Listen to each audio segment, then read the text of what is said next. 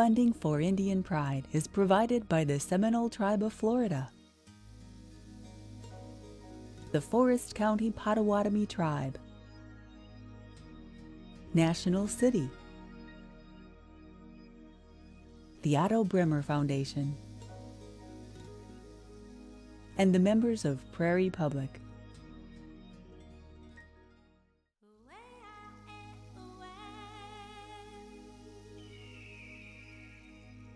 On this episode of Indian Pride, we will examine tribal relations with the United States government, hear a story about the sun and the wind, and enjoy traditional music and dance of the Southwest.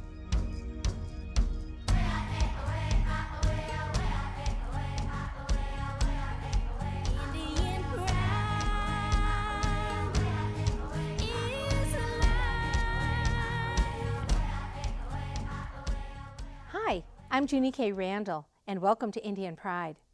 The road most traveled between Indian nations and the federal government has produced a roller coaster ride for both parties. Indian Pride examines the challenges when two worlds collide.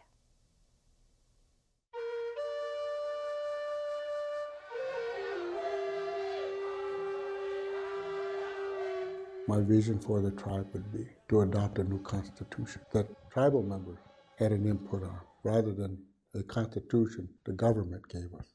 Because if we changed the constitution, it would allow us to be able to make decisions that would affect our health care, our education system, our general welfare, a judicial system that would be separate and an independent arm of the government. It would give us an opportunity to do business with corporations that need to feel that if they establish a business on the reservations, that there's also means that if there's a dispute, that they're able to settle the dispute honestly and fairly and given equal opportunity for themselves.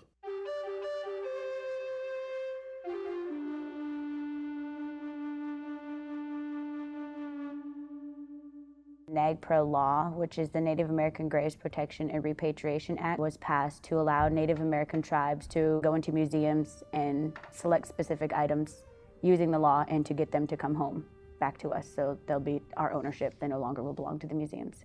When NAGPRA law was passed, each museum was given, I think, a year up to 3 years to go through their inventory and make a list of what belonged to what tribe, and then they had to send that list to the tribes. And if there's anything we see that is significant that we really want back right now, those are the museums we're going to go for first. For instance, we could claim that an arrowhead was used in a ceremonial brush dance for the healing of a sick baby's soul. And so we could say that that arrowhead was used in that dance, therefore it is a sacred object. Medicine has been made on it. There has been a prayer over it. It is sacred. Through that, you should be allowed to get it back. Seminole tribe is considered the grandfather of Indian gaming when it first won its lawsuit in starting gaming and exercising tribal sovereignty, and that the tribe had the right to regulate gaming on our own lands. And it was back in 79. The most famous court case was Seminole versus Butterworth, which launched Indian gaming. So that's when we first ventured into the courts in terms of exercising the tribe's legal authority in terms of regulatory controls. And so the whole issue was whether or not Seminole could regulate, and we proved that we could, and the courts upheld that.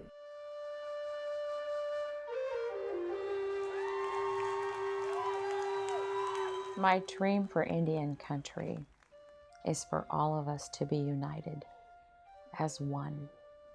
We have allowed the government and others to tear us apart, and we have got to stop. We have got to teach our young ones, our own family members, and other people to forgive. Doesn't mean we're going to forget, but forgiveness and having that open mind and an open heart is important in Indian country. You have to remember that.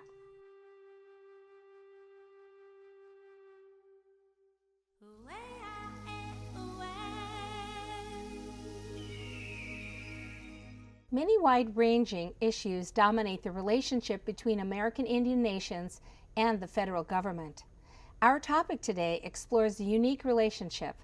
I'm very pleased to welcome to Indian Pride Mr. Edward Thomas, President of the Tlingit Haida Central Council of Alaska. Welcome to Indian Pride, Mr. President. Thank you. I'm pleased to be here.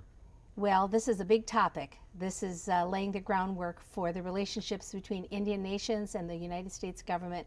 So why don't you give us a paintbrush stroke and tell us the history of the Indian relationships with the federal government as it started around 1492.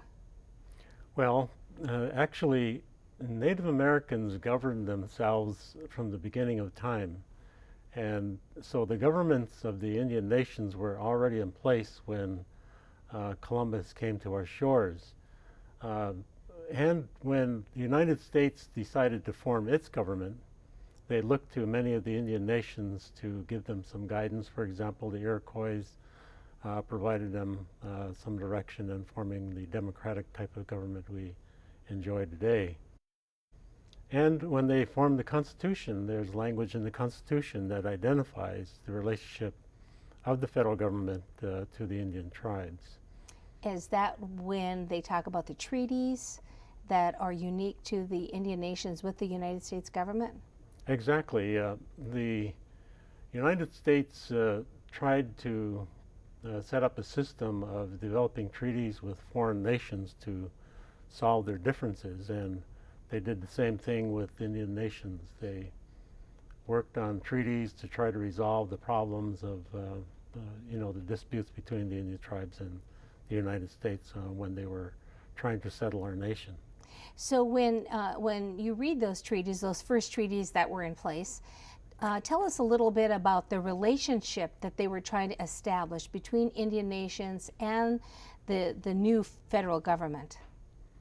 Well, it's very difficult to do that without relating somewhat to the early Supreme Court decisions of this nation, because when the United States was dealing with Indian tribes in the beginning, the Indian tribes, of course, were trying to establish relationships themselves with the settlers in trade and things of that nature. Right. So when we got into disputes, the Supreme Court ruled on later on the Indian tribes and deemed them as domestic dependent nations.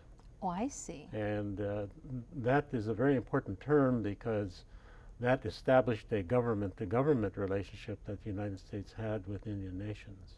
So from that point on, after they established some of the treaties and they decided that they were going to be the keepers for the Indian nations, is that when they decided that they needed to establish Indian reservations?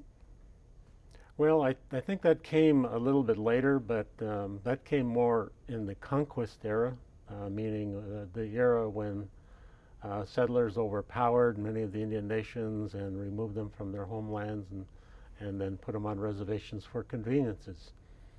Conveniences meaning that settlers needed the land and the Indians kind of were in the way.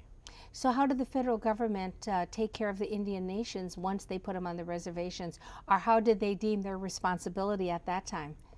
Well, at that time they didn't take it very seriously. They basically put them in remote locations that were really not productive parts of this country, for the most part, of course. Well, during that time, I know that they established what we call the Bureau of Indian Affairs.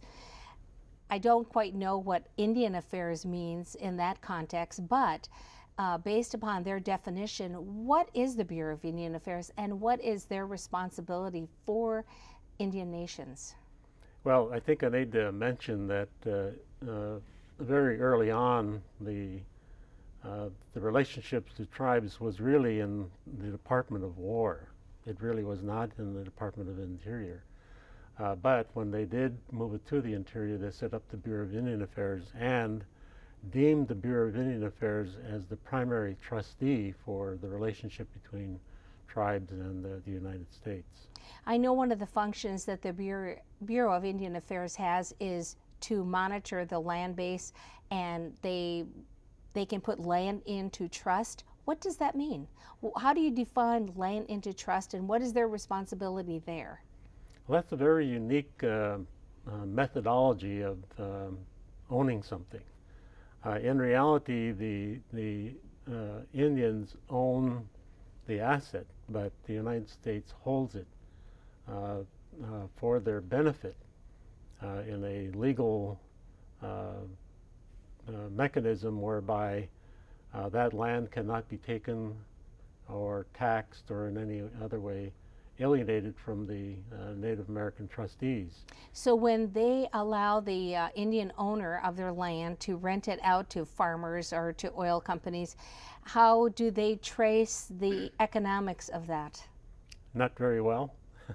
Okay. What they're supposed to do, they're supposed to make sure that all the leases and the agreements are very much done above board, using certain instrumentalities of government to determine fair market value, for example, and then apply those to the leases.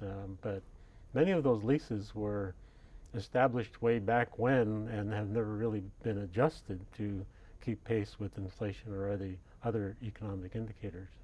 On the trust issue, when there's a dispute between the states, the different states, the 50 states, and the Indian nations, what position does the federal government take in terms of land issues?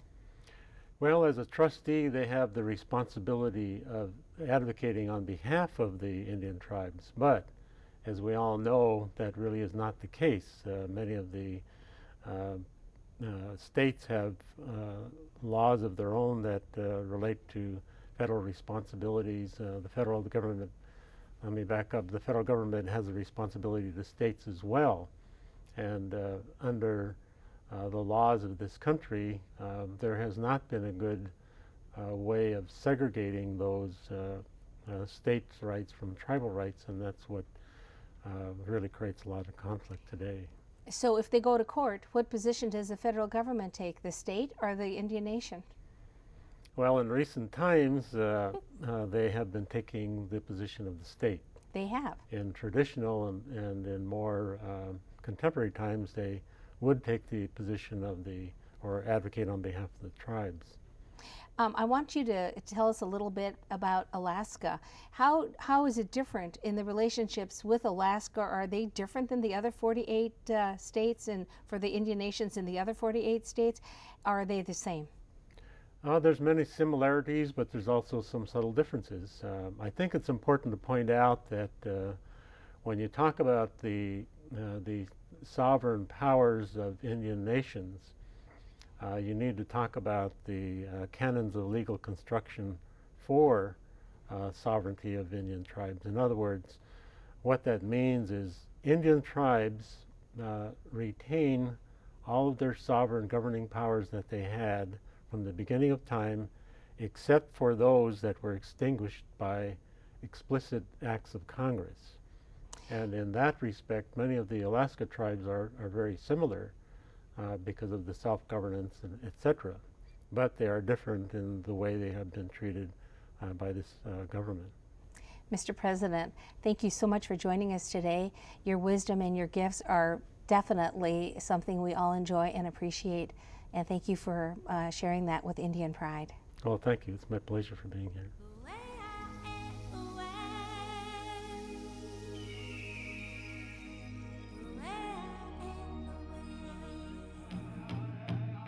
My favorite story was The Sun and the Wind. That's another story I tell my children, The Sun and the Wind.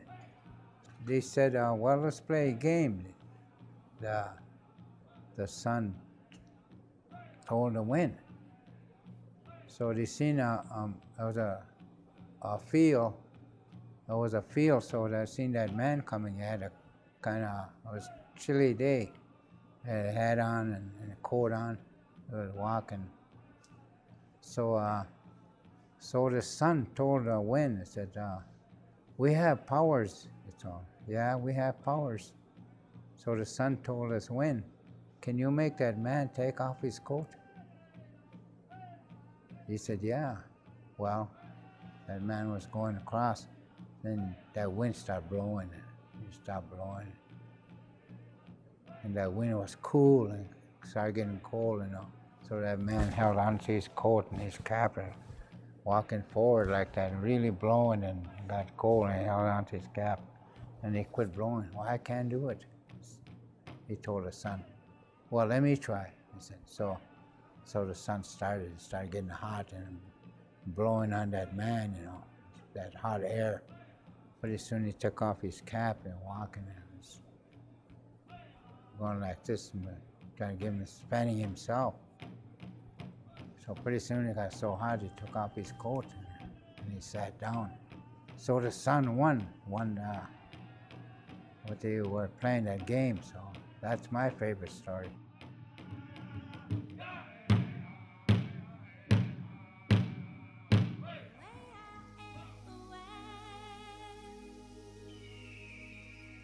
A few years ago, I was at a powwow and I was listening to the Storyteller, and she told a story about a corn husk style, and I have been gifted to tell this story to you.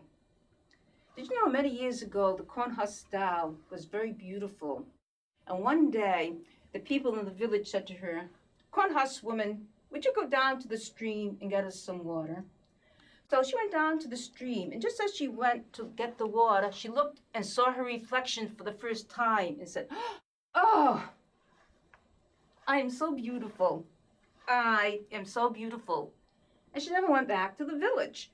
But finally night came and she went back. The next day they said to her again, "Could you go to the stream and get us some water?" So she went to the stream, took one look at her reflection and said, "Oh, I am so beautiful. How should I wear my hair today? Should I wear it in 2 braids? On top of my head? Down? I am just so beautiful."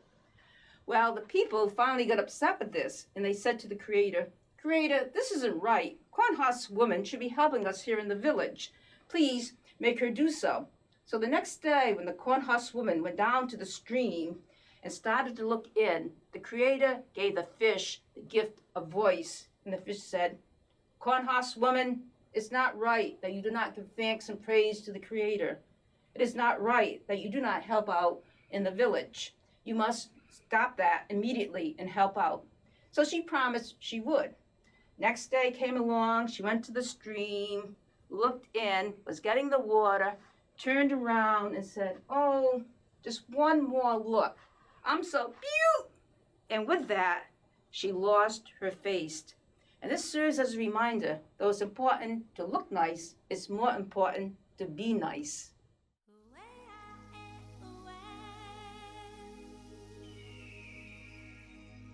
Today, we double our luck with 2 very special guest performances. First, we receive sunshine and musical gifts from the Maricopa dancers and singers.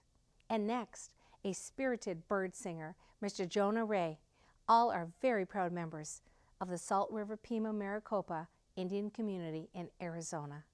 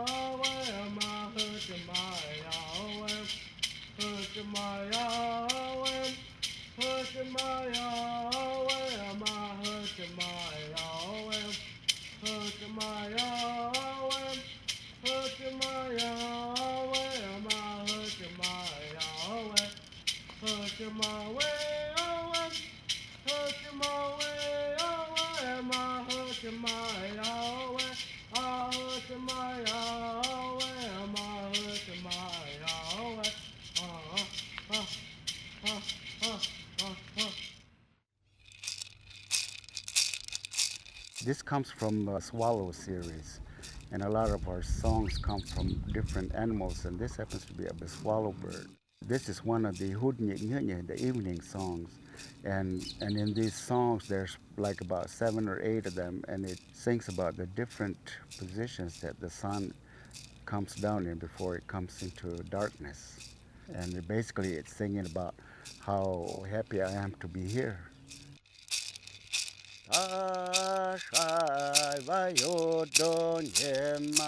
Konya sa ka yoi na ka nya nya vo nyang ga ima di ti to vari nya nya konya nyang ga em konya sa ka yoi na ka nya nya vo nyang ga ima Di to vari nya nya konya konyanga hem konya sa ka yoi na ka nya nya vo nyanga ema di to vari nya nya konya konyanga hem ta sai va yo don hema konya sa ka yoi na ka nya nya vo nyanga hema ki to vari nya nya konya konyanga hem konya sa ka yoi na ka nya nya vo nyanga ema di to vari nya nya konya konyanga em konya sa ka yoi na ka nya nya vo nyanga ema di to vari nya nya konya konyanga hem ta sai va yo don hema konya sa ka yoi na ka nya nya vo nyanga hema gi to vari nya nya konya konyanga hem konya sa ka yoi na ka nya nya vo nyanga ema gi to vari nya nya konya konyanga hem konya sa ka yoi na ka nya nya vo nyanga ema gi to vari nya nya konya konyanga hem konya sa ka yoi na ka nya nya vo nyanga ema gi to vari nya nya konya konyanga hem amagaya na vaya vare tai vo nyema vai se van home to vanga ku kim amagaya na vaya vare tai vo nyema vai se van home to vanga ku kim amagaya na vaya vare tai vo nyema vai se van home to vanga ku kim.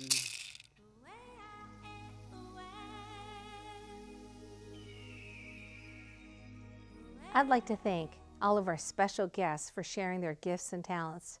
We invite you to join us next time as we present another great showcase of Indian pride. Whenever you get a chance, do something kind for a child. Bye-bye for now.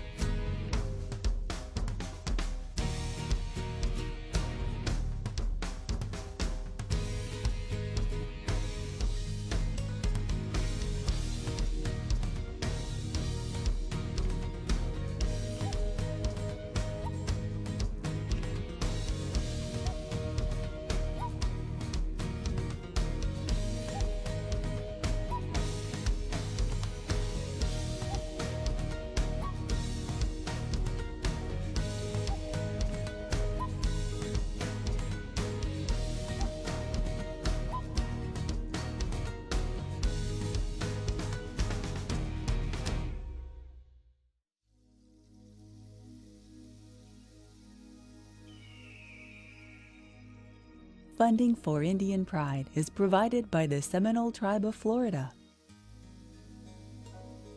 the Forest County Potawatomi Tribe,